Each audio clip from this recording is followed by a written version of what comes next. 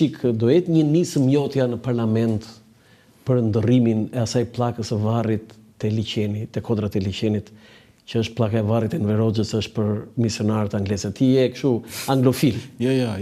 Si jo? E kam bërë qëllimisht atë.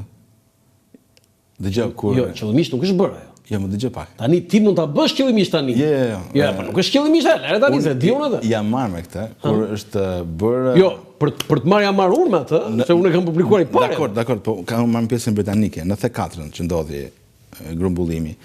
Ajo ka dhe një histori tjetër pel, po s'po ta them se kam ekskluzive, se dua ta bëj diçka tjetër. Po se mos e thuash tu ekskluzive. Tani si më gazetare, po tani as studiu s'u ke, je deputet tani, do të llogarit tani. Varrezat e anglezëve. Tani për gjithë ata se dinë se ka dhe njerëz që në kodrat e liçenit kemi një parcel të vogël me sa varre janë atje? Po do të jenë jo 100, 56, 54. Do të misionarëve anglezë që kanë vdekur, janë vrarë gjatë luftës dytë botërore në Shqipëri. Dhe memoriali ka një plak, do doja unë në regjia, po nuk e gjen dot regjia, ka një plak që shkruan disa fjalë. Ajo plak është hequr nga plaka e varrit e Enver Hoxhës kur u zhvarros në 92-shin, në maj të 92-shin. Plaka e mermerit sipër të varrit. Të varrit është bërë vertikal. Do ishte shtrirë, mbulonte varrin e Enverit, tani për anglezët është vertikal. Po, me shënimin sipër. Tani çfarë ka ndodhur? Na trego për të parë. Kur u vendos kjo, është marrë personalisht Julian Emery, edhe 2-3 oficerë të tjerë, mos harroj emrat, që takuan Berishën. Erdhi këtu Julian Emery. Po. Ministër i aviacionit të qeverisë së Churchillit dhe misionar vet ai në deputet dhëndër i po. kryeministrit Macmillan, i mori vajzën kryeministrit. Po vajzën vajza e tij, po mbesa ajo Margaret Macmillan ka lidhje me këtë? Studiusja historiania? Nuk e di nëse kanë lidhje. Okej. Po se do ishte shumë e bukur, se ai ka bërë libra për Shqipërinë. Po. Kanë takuar Berishën që në 92-shin. Janë edhe gjë e parë që janë interesuar, ka qenë dhe David Smiley. Edhe ai ka ardhur. Ky tjetër që ka bërë përpjekja, ai autori tjetër që ka qenë ambasador në Francë, harrova emrin tani. Që edhe ka bërë një libër shumë të mirë. Një nga këto të kujtimeve? Po që ishte i majt. Reginald Dilbert. Se dhe ai ka qenë në Tiranë. Nuk flisnin këta me njëri tjetrin. Smiley, Emery dhe një tjetër shumë i njohur, harrova emrin. Po që dallohen të kujtimet i që ka raste që nuk interferojnë. Kur kanë bërë ceremoninë aty rinin veçma, 73 veçma, si asin gazetar nuk i flisnin. S'ka shkruar një gjë për atë. Kanë shkruar britanikët, prandaj kam lexuar ata, se këtu në Shqipëri nuk. Cila gazetë? Daily Telegraph. Shkruar? Po patjetër. The Economist ka shkruar. The Economist. Po patjetër. Po dhe The Sun që ka vënë foton, se ai ka vënë foton The Sun, se ajo është tabloid. Po dhe ata erdhën në Tiranë, takuan Berishën. Edhe kërkuan këtë gjë, pra të krijojmë këtë gjë për varrezat, u bëhen mundur pasaj dhe atyre ju tha që kjo është direkt e varrit e Enver Hoxhës, është mermer special dhe këta ndjen si lloj krenarie. Po jo, si kush e bëri këtë? Nuk e di më, po këta më të komunale se bën se kush. Jo pra, unë e di kështu që ajo ka qenë shumë banale. Ore çfarë do të vëmë neve, sepse bashkia atëherë ku kishte bashkia atëherë dhe banale, po këta e morën vesh ishte e Enver Hoxhës. Po pa dhe tha njëri, ore tha si do vëmë si pllakën atje, ore tha kam unë atë të Enverit, tha vëmë atë, tha i magazinieri. Oficerët britanikë e pasin lloj krenarie, sa mirë që e bët, ja morën Enverit, na e butë. Ata e vlerësuan, ë? Patjetër pra. E dini që për këtë të falenderoj shumë, ka dhënë një gjë shumë bukur, sepse unë shkruaj tek ajo shkruaj, kam ftuar atje, kam qenë atje kur bëshin ato ceremonitë, edhe u thosha, ore, dini këtë? Yes, thoshte ai, vetëm kaq thoshte, edhe s'flisë fare. Po ti je për ta hequr ata apo për ta lënë? Po është një detaj kaq i bukur që kushdo sa që kalem atje e tregojmë. E ke parasysh ato vrimat atje, që ka qenë bullonat e varrit atje dhe është bosh ajo tani. Është perla, është bukur ajo. Kështu që le të jetë si një lloj tani si detaj historik që ngec aty, e kupton, nuk lëviz më. Do të thënë ti tani në stofin e deputetit thua që ajo nuk do ndryshohet. Po çfarë të ndryshohet, më lande se çfarë rëndësie ka kjo tani, ajo është detaj historik. Po e bukur është çfarë thua tani? Të rri atje tani sa herë kalojmë në një mik që bëjmë në një ecën në Evropë atje dhe i themi, shikoni këtë, kjo është pak. Është atraksion turistik tani ajo, ë? Po vlen. Shumë e bukur është, edhe si detaj edhe si kështu. Tani prap te kjo pjesa se ti ke bërë studime thelluara dhe bravo për këtë, se ke ngjallur dhe polemika dhe debate. Unë do thosha, ore, na tradhuan anglezët? Jo, nuk shifet në të këndvështrim. Anglezët kishin interesin e tyre. Se ne shpesh bëjmë këtë gabimin e madh, na tradhoi ky, na tradhoi ky. Çdo vend ka interesin e vet. Ashtu që kemi në interesin ton. Interesi i britanikëve ishte që të financojnë grupe sa më shumë guerile që të shkatërrojnë prapavijen gjermane. Nuk pan ata është komunist, është i djathtë, është e kupton. Po pse Julian Emery u zgjyë? Në kujtimin e tij ai shkruan pastaj nuk po them pikërisht të gjë. Un po them gjën tjetër që pritshmëria e tyre u tradhtuar, sepse ata nuk besonin që ose më saktë Lëvizja Nacionale Shqiptare ata nuk e shikonin si lëvizje komuniste në fillim. Ata thoshin që elementi i komunizmit nga lëvizjes sepse ashtu ishte. Po nuk e kuptuan dot të gjëra. Ose nuk e besonin që lëvizja komuniste do merrte drejtimin e lëvizjes. Sepse ata shikonin antarët aty që i konsideronin nacionalistë, i pyesin për komunizmin, ata se dinin çfarë ishte komunizmi. Po ma jep ti këtë përgjigje më. Unë vetë nuk asnjëherë se kam kuptuar, modestisht e them, kam bërë goxha studime që një personazh si Enver Hoxha që si ishte as bejler, as i pasur, as i arsimuar, arsimuar ai nuk ishte budallada, kishte një lloj arsimimi, se mos kalojmë në ekstrem tjetër. Po nuk ishte arsimuar si e qembë Vlora fjalën. Pa pushtet. U arrit të bësh jo i pari i Shqipërisë, po atë the shumë bukur ti që anglezët nuk e kishin parashikuar që këtë revansh kaq të madh komunistëve. Si ka mundësi? Çfarë ndodhi? Mos haro që mbështetja jugoslave që pati ishte me rëndësi. Këta emisarët ishin shumë të zgjuar. Ishin njerëz. Ata e prodhuan. Po. Ata e dinin çdo the, kishin përvojë politike. Dhe Enver Hoxha praktikisht ishte në tutelën e tyre, pranonte këtë gjë. Ata merrnin vendimet, se mos Popoviçi për një kohë të gjatë. Kështu që mësoj për tyre. Pastaj mos harroj që Enver Hoxha nuk kishte ndonjë talent politik në sensin e të bërit politik. Në ato pak që është përballur politikisht, ai është ndjerë vështirësi, siç ka qenë Plenumi Beratësh. Me vun përpara atë. E vun para po fitoi? Ngeli. Ngeli aty. Filloi arma pastaj. I futi armën ai dhe kur plas arma nuk e më politik pastaj. Është brutalitet. Si më tha një student që s'ka lidhje fare, se ne dim ndonjë gjë, po studenti s'din asgjë në kuptim. Terrorizëm politik pastaj. Ore si a pati një atentat, më tha mua një student ndaj këtij Enver Hoxhës që po na flet çuti? Jo, i thashë. Se qelloi asnjëri me llastike, i thash. Po si edhe ju kaq i lik, i tha dhe s'doli njëri, tha. E po është më komplekse të themi studentët tani, ka pasur edhe ide për ta realizuar, po nuk është ide. Tani, po mirë, pse Stalinit si u bën ose tjerët si u bën, nuk është kollaj tani, nuk është më të flasë shumë pse si u bën një atentat. Deshi ta vrasë CIA Fidel Castro e dim shumë mirë tani me 10 herë, se doli dot.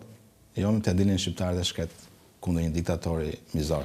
Erald, ke kështu në insinuim kur ti je në parlament një nisëm tënde personale që sigurisht ajo duhet të suport me partinë. Për çfarë? Mund ta tregoj qoftë edhe për historinë, ëh? Po për shembull, dua të angazhohem shumë që kjo pjesa e dëshpërimit për ndjerjeve politik të përfundojë sa më shpejt, se janë të kaluara fatet ligjore. Ke projekt konkret?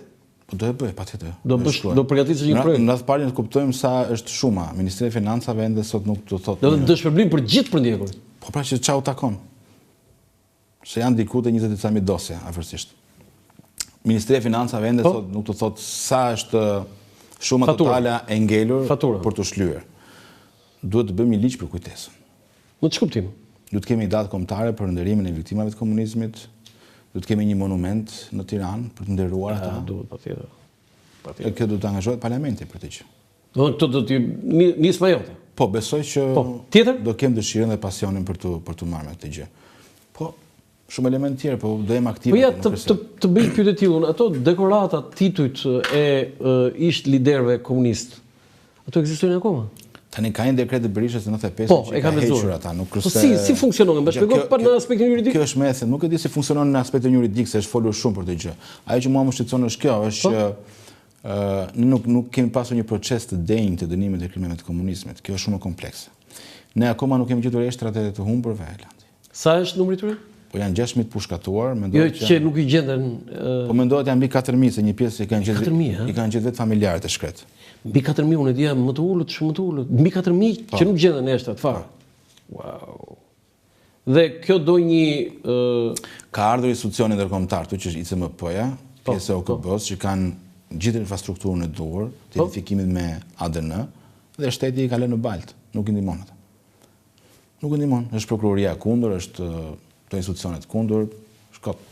Tani, një nga këto që nuk janë gjetur eshtrat Erald, është edhe janë 4 të përshkatuarit e 20 janar, më ndihmo për të janar shkurt 45, që të Mali Bushatit, kryeministrit, Lev Nosit, po jo, këtyre katrëve njëra, te Kodre Priftit.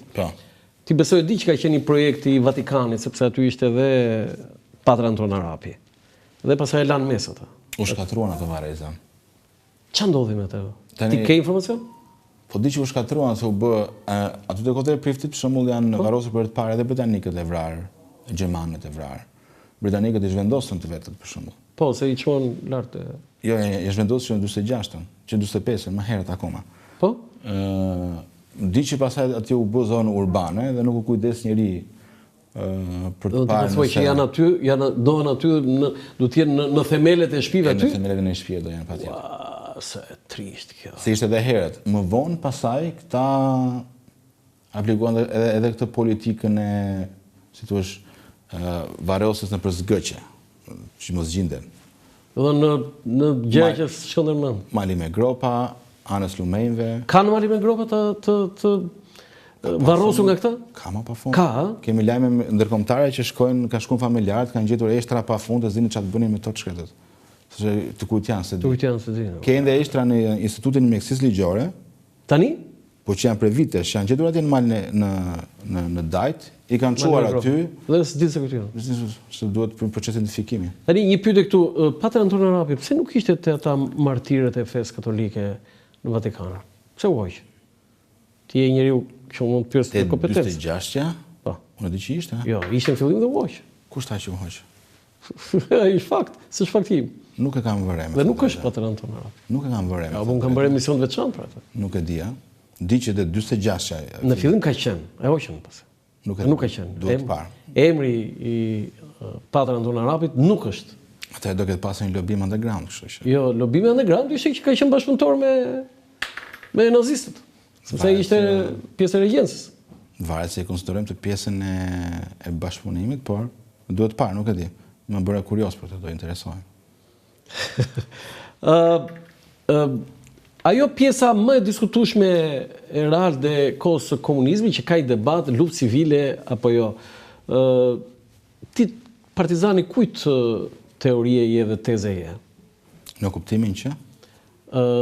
Tani, ka dy teori. Që të djathët dhe forca politike ballit kombëtar bashkëpunojnë me edhe italianë dhe me gjermanët.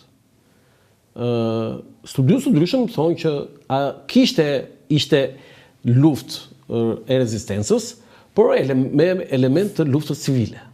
Tani, këto dy teori janë dhe studiues shqiptar, po edhe tuaj. Ka rënë me kohë këto lande. Ka rënë me kohë. Cila ka rënë? Po, unë kam nxjerrë element bashkëpunimit të Enver Hoxhës me gjermanët sa të këputesh fare. Po mirë, ne dimë ato në berate... Takimet me oficerët e marrëveshjet për shkëmbim të burgosurish e çfarë flet o lart. Jo, po, a kishte luftë civile? Kjo është e para njëherë. Ishte luftë civile. Unë mendoj që kushdo që nuk mund ta themi element të luftës civile? Po çdo më thënë element. Por në fillim duhet të themi rezistencë. Sigur e fsheh. Element. Jo, ajo ishte luftë e shpallur. Bernd Fischer e fshet? Që Bernd Fischer e fshet? Rilexoj Bernd Fischer. Ta rilexoj. E bukur kjo rilexoj. Bernd Fischer nuk se mban në një qendrim, ai merret me qendrimin e shqiptarëve, pra analizon tre lloj qendrime të ndryshme që mbajnë përgjithsisht në Shqipëri, në mënyrë edhe sikur tallet me këtë gjë. Por tani duhet të kuptojmë një gjë, që ka pasur shpallje lufte në shtator të 43-shit me Enver Hoxha, nga balli kombëtar ca kohë më vonë, përplasja ishte reale. Dhe madje po shikosh të analizosh shifrat e të vrarëve, dalin më shumë ta që janë vrarë me një tjetrin se sa me pushtuesin, të themi realisht. Pastaj ka lloj tezash që po jemi të pushtuar, e sa jemi të pushtuar s'ka luftë civile. Më fal, po në Itali çfarë u bë? Unë kam marrë një shembull, një historian që e pëlqej shumë, është Claudio Pavone. Nga dekanët e historisë moderne të Italisë, komunist ai. Me bindje, dhe në 91 ai ka botuar librin i pari, Lufta civile në Itali. Sepse ra muri Berlinit dhe nuk kishte më ky tensione, sepse para murit Berlinit ku komunistët ishin ende faktorë në Itali, të thoshe që ishte luftë civile, ishte një lloj kështu. Të majtët kishin ra kjo gjë, ai dori. Domethënë në Italinë e 43-44-s, çfarë kishte landi? Kishte anglo-amerikanët, kishte gjermanët, kishte fashistët, kishte komunistët. E bëi lloj lufte. Dhe përplasja e madhe që ndodhi mes komunistëve dhe fashistëve atëherë ishte një luftë pastë civile, që e përshkruan me detaje Claudio Pavone. A duhet jemi krenar ne për atë që bën brezi gjyshëve tanë rall gjatë luftës botërore në Shqipëri? Po patjetër, çfarë pyetje është kjo? Patjetër. Po krenar për gjithë. Po pse për nacionalistët? Po sa nacionalistë ke pas në Holandë që kanë bërë punë? Jo, unë pyetjen e kam për rezistencën që u bë. Po patjetër, se rezistenca ishte. Po pse u bide me pyetjen, sepse është mohuar, Nuk është. Ne për shkakun që kemi qenë kritik, siç jam unë për shembull, tentojnë gjithmonë të më thonë ti që duket ti sikur kërkon ti nënvlerësosh, nuk është. Tani lufta është komplekse. Nëse flasim për bashkëpunim për shembull, bashkëpunëtorët më të mëdhenj të fashizmit kanë qenë komunistët. Të fashizmit, jo. Do prova ti. Jemi dakord. Do prova ti. Po bashkëpunëtorët më të mëdhenj. Më fal, çfarë bënin komunistët deri në 41-shin Landi, që ishin aleat me Bashkimin Sovjetik? Ku kishin komunistë deri në 41-shin? Çfarë thua më? Po më mirë, ato grupet komuniste. Ishte komunist Kemal Safa. Po komunisti është patjetër. Çfarë bën Po idealist.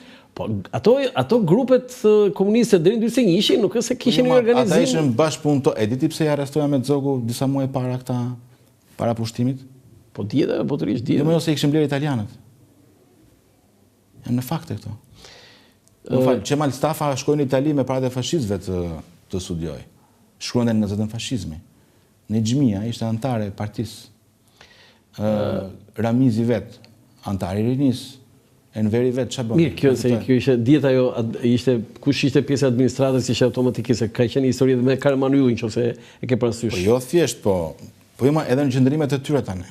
Nuk ishin ata kundër fashizmit. Po mirë, po e riformuloj pyetjen. Ajo vlerëson rezistencën që kanë bërë komunistët gjatë luftës botërore?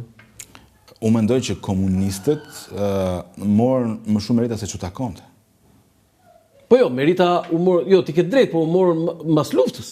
Po. Jo, vetë me studimet e tua, ja u vlerëson rezistencën që ata kanë bërë? Njëri mbi të gjitha për shembull. Kush? Mustafa Gjinishi, jashtëzakonshëm. Po. I vetmi ose i dyti që fliste anglisht. Edhe britanikët mendonin se ai mund të ishte lideri i saj. Lideri i saj, po, kam lexuar këtë. Kush e vrau pastaj? Enver Hoxha. Po pikërisht. Kur thua për rezistencë, ai ishte jashtëzakonshëm. Jashtëzakonshëm, edhe në luftë, edhe në mirë, edhe Kemal Safa si idealist komunist. Po, nuk u provua se 21 vjeç sa e vran, po 22 vjeç, do thënë. Gjinishi ishte tjetër. Ishte një që kishte qenë gazetar i mirë, kishte qenë organizator i mirë, edhe në luftë e vlerësonin gjithë i papërtuar. Domethënë aftësitë e tij organizative me Enver Hoxhën ishin të pakrahasueshme. Si ka mundësi Erald, ne pak kemi folur për atë që un kam shkruar te libri për ambasadorët amerikanë, që si ka mundësi që Shqipëria mbas luftës së dytë botërore ishte i vetmi vend i Evropës lindore që nuk kishte të paktën formalisht ambasadë amerikane dhe trup diplomatik.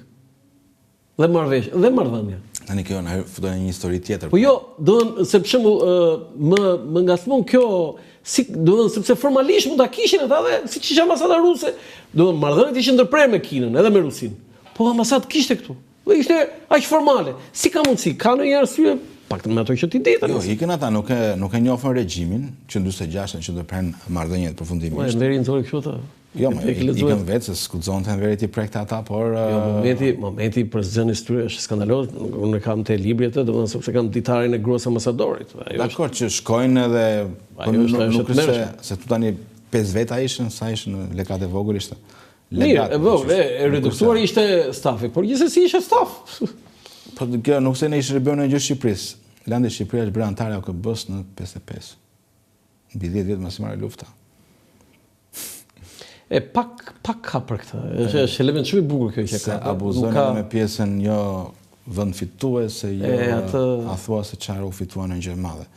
Izolimi që i bëri Enver Hoxha është i tmerrshëm. Mjafton vetëm një detaj. Plani Marshall. Plani Marshall. Kishim ne shanse që mund të bëshim pjesë? Po na u lutsin më Landi. Po mirë, ne ishte Jalta, këtu ka një mospërputhje. Jalta ne na kishte ndarë në vend tjetër. Po jo, nuk na ndau Jalta fare, ke gabim. Pse e ndau Jugosllavin Jalta, kanë nxjerrur dokumentat të marrëveshjes së Këshillit me Stalinin. Po? Ballkani ishte neutral përgjithsisht. Për Shqipërinë s'u fol fare njerëz. Këshilli pastaj këmbë ngurtë që ta kemi influencë të barabartë. Po Jugosllavia ishte influencë e barabartë. Në kuptimin që dhe sovjetikët dhe perëndimorët nuk do influenconin në formë të prerë. Dhe ndodhja që ndodhi, për shembull kur Tito mori vendimin të shkëputet nga Stalini, ndodhi gjë? Jo, sepse kishte rënë dakord parimisht që tu s'kemi influencë, dhe jemi të barabartë. Njëta gjë në Shqipëri. Aty na deshi zotin që u prish Stalini me Titon? Tani nuk e di, po ku flet me nëse në histori është e vështira. E vështirë është, po jo, por ne po bëheshim Republikë e Shtatë dal nga dal aty po shkon. E kam dëgjuar këtë tezën që po të bashkoheshim atëre, po të shkëputeshim do ishim bashkë me Kosovën. Jo, Romeo Gurakuqi e kam pyetur këtu për këtë, se e kam bërë, kjo është pyetje e ligit thashun, por ne e ligë është, sepse nëse ne do bëheshim Republikë e Shtatë e Jugosllavisë, kur të ndajeshim do ishim bashkë me Kosovën? Jo tha, sepse nëse do ishim Republikë e Shtatë, nuk do ishim bashkë me Kosovën. Sepse Kosova kishte marrë një status si Republikë autonome? Jo, krajinë autonome. Krajinë autonome, jo Republikë, se Republikë është tjetër sa. Dhe kjo ishte përgjigja më e keqe që kam dëgjuar në jetën time, i thash. Domethënë kur ti bën një pyetje kaq të ligë, domethënë për vendin tënd, domethënë përgjigja është akoma më e ligë se sa pyetja. Domethënë kjo ishte të mërshme. Erald, ti ke përmendur, po kaloj çik te pjesa e politikës, për emigracionin. Dhe diaspora ishte risia e këtyre zgjedhjeve.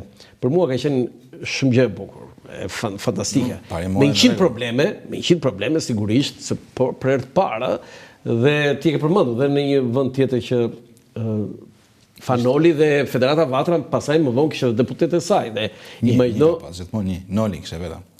Po pra, Noli në vitet 20 po ishte i Vatrës, nuk ishte i Tiranës apo i Kolonjës nga ishte me origjinë Noli. Noli ishte i vetmi që nuk bënte fushat, se i kishte mandatin në xhep.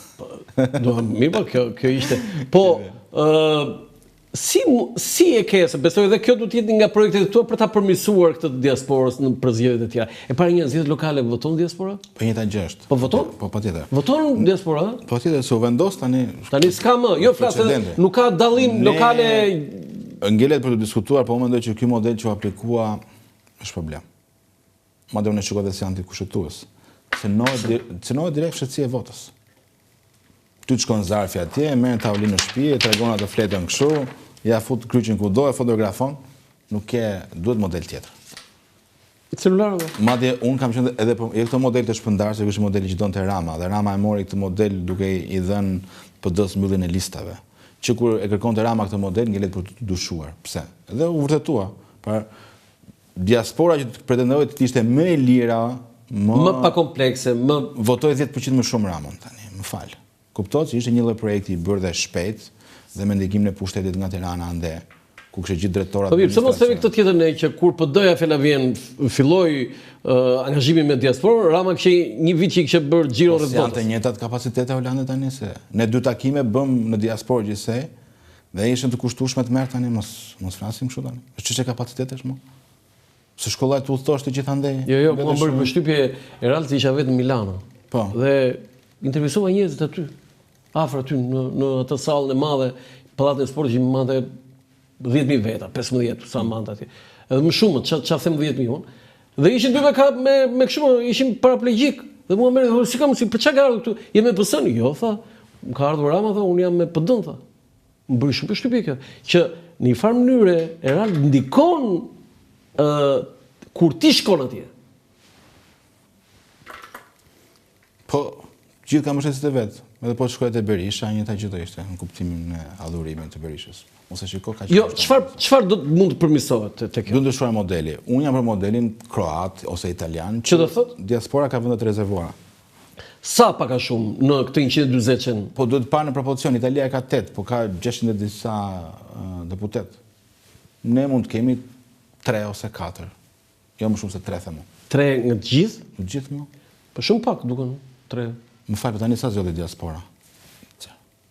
Po jo, tani s'kisha asnjë se ashtu ata votonin për qarqet këtu. Po votua 200.000 njerëz në diasporë. Me 200.000 sa deputet mund dalin? Mund dalin 20 deputet. Po, 20 deputet. 10 vota, te partitë më dash 10.000 vota për mandat. 20 deputet. Më thuaj kush është direkt i diasporës, te PD-ja apo PS-ja?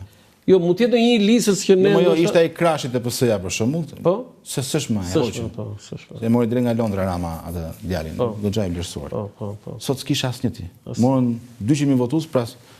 Prandaj nëse do të shërbesh diasporës, edhe ata kanë disa interesa, siç e bën vendet e tjera, i caktojnë vendet e rezervuara. Ne le të caktojmë 2-3, zgjidhen andej. Po ku ta gjej Noli prapo Erald? Kanë të përfaqësues të denjata mos e kimë rakun. Dhe do ishte më e ndershme, kështu se sa të shkojë edhe kjo është drejt. Nuk mund votojnë ata pa pasur përfaqësi. E drejtësh. Tani ata votuan pa pasur asnjë përfaqësues, pa nuk po futëm diskutime tjetër pasaj nëse modeli është apo si duhet. Tani ndosë ju jeni parti tjetër tani dhe s'keni punë me PD-n, por unë këtë duhet pyes jo si deputet i zgjedhur tani. Po. Sali Berisha duhet ikë në drejtimin e Partisë Demokratike? U takon PD-s Landi. Nuk na takon. Se dua unë atë përgjigje. Kjo është përgjigje deputetit Erald Kapri. Jo. Erald Kapri kështu. Po çfarë të them unë tani? Të them që të bëj zgjedhje drejt tani për partinë u takon atyre. Ne po të ishim atje dakord mund të kishim një mendim, por ne ikëm. Ne kemi nisur projektin ton politik. Nuk mund do të bëjmë të kashëllë kundaj PD-s, nuk mund ta bëjmë dot. Realisht PD-ja ka nevojë për një debat të madh të brendshëm, të vetin, sepse edhe në një farë mënyrë edhe te ju ndikon ka flasëm atë se ju partia djathtë nuk mund ta shpusin veten nga nga lokomotiva e opozitës. Në opozitë jemi tani, në opozitë bashkojnë kauzat, se numrat si kemë, kauzat e opozitës të bashkojnë. Po dhe ata duhet bëjnë një lloj riformatimi, keni fjalën? Po unë mendoj që kanë nevojshme debatin e brendshëm, hapjen, diskutimin. Duhet zbatohet statuti? Në një fazë të dytë. Takon atyre tani, se duket sikur po japim mend. Po jo, ti po jepi mendim tënd në Erald, se ti ke qenë dikush aty, nuk ke qenë anon aty dhe hajt më. Mendimi im është që PD-ja ka nevojë të rinovohet në mënyrë urgjente. Rezultati që mori. Nuk e ke fjalën për Tigur Tritansheu, e ke për Sali Berishën. Po nga kupola fillon pa tani, është një vendimarrje që duhet nisi patjetër. Ka nevojë, domethënë, nuk e shikoj më shumë se nga një debati ka vetëm një pikë, duhet ikë ose Berisha. Nuk është vetëm te Berisha kjo gjë. Është shumë herë më e gjëra. Unë përmend edhe pak përpara. Nisi te boshti ideologjik i PD-s, vlerat e PD-s, së djathtës, njerëzit e saj, çfarë përfaqëson ajo. Mund ka një diskutim që do nisi nga ajat e zhëja. Edhe këtu përfshihet edhe leadershipi natyrisht. Të vjen keq që Luzin Basha s'është as deputet dhe dështoi me sukses mbas 20 vite karrierë. Ja, unë e prisja që nuk do ishte. E prisja. Si mund perëndoj një kështu më Erald, ma thuaj pak, si mund perëndoj nga kandidat potencial për kryeministër? Po ne në fundit çfarë jemi pasojat e vendimeve që marrim, kështu që njeriu do të përballet në pasojën e vendimeve që merr. Dhe më kujtohet një përgjigje që më ka ngelur në mendje. Përpara se 2021 ishte për vërtet Partia Demokratike nëse do kishte bërë disa kombinime edhe mund të kishte fituar, flasim realisht, zgjedhjet e parlamentare flas. Edhe duke qenë se po diskutonin për këtë librin tim të 33 kryeministët, tha do më japësh librin, tha, kur të bëhem unë 34, tha. S'u futë në histori. Tani ty të vjen keq që nuk ke librin me 34 kryeministë? Jo, mua më merr Bujar Udhri Botusi dhe sa herë që ndodhe jam edhe tani, tha, Landi ti në rregull, tha 33, tha vazhdoni Edi Rama, tha nuk kur bëjmë ribotimin e të librit nuk ndryshojmë gjë, kështu që jemi në rregull. Se do ndryshojë edhe titulli pastaj. Po do ndryshojë, po pra se dhe jemi në fund të kësaj, po do doja, a do bashkoni votat për një ligj të veçantë që ju e mendoni me Partinë Socialiste, edhe pse jeni në opozitë? Jo, pse? Ju keni mbrojtur SPAK-un, si për shembull, nëse aty do ketë nevojë për votat tuaja për një ligj për SPAK-un, në të mirë të SPAK-ut. Për mbrojtje të drejtësisë ne kemi thënë në mënyrë absolute po. Po pra, punat e drejtësia. Po pra, për këtë. Por e them kështu që do bashkosh votat me Ramën, nuk më duket tash. Po me Ramën do i bashkosh ti aty kur po votove pro drejtësisë, çfarë, si do e bësh? E di kush është problemi më i madh sot, pas 3 mandateve të korruptuara të Ramës, ky vjen mandatin e 4 me shumicë të cilësuar. Kjo është e frikshme. Po e frikshme është, po ju e keni fajin. Tani nuk flasim më për çfarë fajin kemi ne. Po ju e keni fajin, fitorit ju. Nuk flasim më thjesht për kapjet e ekonomisë dhe të gjithë burimeve e medias. Do të thënë 66, 74. Është rrezik. Tani 83. Po rrezikohet demokracia në këtë vend. Pluraliteti real. Ai ka numra tani të bëjë çdo doja. Ky është rrezik i jashtëzakonshëm. Ky është një alarm për të gjithë Landi. Është alarm për të gjithë.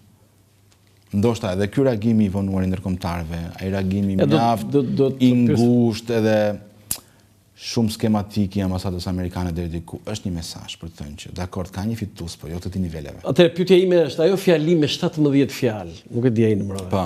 Që s'ka ndodhur një herë. Në 2021 se ti ke punuar zyrën e shtypit të PD-ja dhe e di që Blinkeni bëri urim, Yuri Kim dhe 3 ditë mbas, nësa tani mbas 16 ditësh. Ajo fjali dëftore me 17 fjalë, kur nuk përmendet fare kryeministri, nuk përmendet fare qeveria, po përmendet populli shqiptar dhe partneritet pra populli. Analiza jote dhe ajo që ti kuptove, tani si politikan, tani si deputet. u ishte një mesazh, veçanërisht për ata që janë në krye, për të thënë që ne kemi një aleancë tjetër, që është populli shqiptar. Ju të tjerët janë gjithë të zëvendësueshëm. Populli ka përfaqësuar Seralt në parlament. Po, ata janë gjithë të zëvendësueshëm. Sepse kjo është dëshira jote. Mandati 4 nën kupton. Kjo nuk është ajo që thot Amerika. Nën kupton edhe një, po, unë kështu interpretoj tani. Po, unë po pyes deputetin tani, ti kështu interpreton, ti si je gazetari Panoramës, që mbulon PD. Po tani ç'të themi ndryshe? Në kuptimin që kjo është deklarata, një fjali, edhe po themi edhe vet, nuk uron askënd, nuk përmend emrin askujt. Atëherë po bëj një pyetje. Pse se bëri atë? Jo, po bëj një pyetje të tillë. Është një teori, edhe unë mund ta them këtë, po s'jam shumë i bindur, po gjithsesi të shkon mendja që nëse do përmendte Edi Ramën, detyrimisht do të përmendte Sali Berisha. Sepse në 2021 ishim, besoj ti e marr mend shumë mirë, që ka përmendur Lulzim Basha dhe ka përshëndetur për garën e bla bla bla. Nuk e di, nuk. Dhe duke qenë ai non grata, nuk e kanë përmendur. A mund të jetë kjo një mundësi që nuk di ta them. Më duket goxha bukur. Kjo përgjigje tregon që tani e fut në politik. Kjo tregon që e fut në politik. Dakor. Dakor, e pranon. Tani do fshesh shumë gjëra. Ore, ne presim atje në parlament që ju t'jeni njësoj, ore. Qa do fsheh unë, Landi? Më thua, qa po më jo, fsheh? kjo teori mund të ekzistojë. Po s'mund të spekulojmë tani, kuptimin... Po unë e shikoj mjaft domethënës atë reagim. Dhe duke parë edhe backgroundin tim, historik. E shikoj që në fundit është një mesazh i amerikanëve që për gjithë shqiptarët për të thënë që gjë ndodh ç'a ndodh. Mos harroni që s'tush kontratën marrëdhënien e kemi bashk. Dhe kjo u thuhet dhe fituesve dhe humbësve në një farë mënyre. E kuptoni? Pra duhet të parë çik më përtej. Dhe unë uroj që kjo pastaj të ketë implikim politik në të ardhmen. Po si ka mundësi real që u bë 2 vjet që ambasada nuk ka ambasador? S'ka ndodhur. Në 103 vjet marrëdhënie nuk ka ndodhur. Çfarë do bëjmë tani? S'është dorën tonë. Shpresojmë të vijë nga vjeshta. Me sa duket të vijë nga vjeshta. Se David Koselançik ai që kaloi në Kongres nuk do vi. Nuk e dim akoma, prandaj po them. Jo, ajo është bërë pothuajse zyrtare që ai nuk u kthye u anullua. Patjetër. Por ka edhe çka tjetër, domethënë që do të shkëpusem edhe këtë varësinë nga faktori ndërkombëtar. Dhe nga Amerika? Në Amerika jo. Jo, varësinë në kuptimin e ligjërimit ton publik. Marrëdhënia me Amerikën është e shenjtë, me thënë drejtën. Po se kur gjej ca teori aty të sovranitetit, aty e ju të djathët, ma heqin trurin fare ti, ne s'pyesim voton populli shqiptar etj etj, dhe kanë bërë replik dje te Euronews me një ke një përfaqësues të djathës ndryshe këtu që s'ta thotë. Jo, kanë bërë replik dje me një ish ministër, do të thënë që thash, na duhet ne tha, po I thashun ne ekzistojmë se desh na ta I thashun. Unë s'di tha ç'është bërë në 1990 tha, po në 2008 tha, për Monika Lewinsky tha ja dhan pavarësinë Kosovës. A e kupton? Po mirë më thashun kur Berisha ishe në 91-shin në zyrën e George Bush, plakut, dhe I tregoi hartën. 92. Në 92-shin I tregoi hartën. Si ka mundësi I thashun? Sa ishe bërë president Berisha? Si? Ti nuk e qojnë që filloi këtu dhe ka filluar aty, në atë moment, kur I tregoi hartën Berisha. Berisha ka plot kështu më po meritën për Kosovën e ka të jashtëzakonshme, nuk kidet poshtë asnjëra. Erald, tani kjo pjesa politikës ti do jesh një politikan I mirë, po pak I urtë aty në parlament do të dukesh kështu e parashikoj, po I mirë. Varet çfarë kupton të urtin? Po ti më je me suqeve atje ti do të thosh varet çfarë kupton. Ti kujton se në zyrën e shtypit PD-s atje? Ka ikur koha. Atje të hano Erald. Ka ikur koha e të bërtiturave Lanti. Po mi kur ndezin zjarr aty në sallën para çfarë do bësh ti? Ka nevojë edhe të arsyetosh. Ore çfarë do bësh ti kur nokat ndezin zjarrin atje? Çfarë do bësh? Nuk do hidhem në zjarr, ti je I sigurt. Kape këtë, mbaj këtë. Nuk do hidhem në zjarr. Erald, falenderoj shumë për bisedën dhe je përsëri I ftuar se ti ke dy planësh, atë të politikës ditës, po edhe sidomos të historisë. Aty do të ngasmoj. Do dua të nxjerrë shumë gjëra pa të ngasmuar, nuk është ngasmimi është pozitiv, nuk është negativ. Falenderoj shumë. Ishte kënaqësi. Të nderuar teleshikues, ndoqet një intervistë me Erald Kaprin, tashmë deputeti I zgjedhur I Partisë Mundësia nga Ura Lënqefoku. Mirupafshim.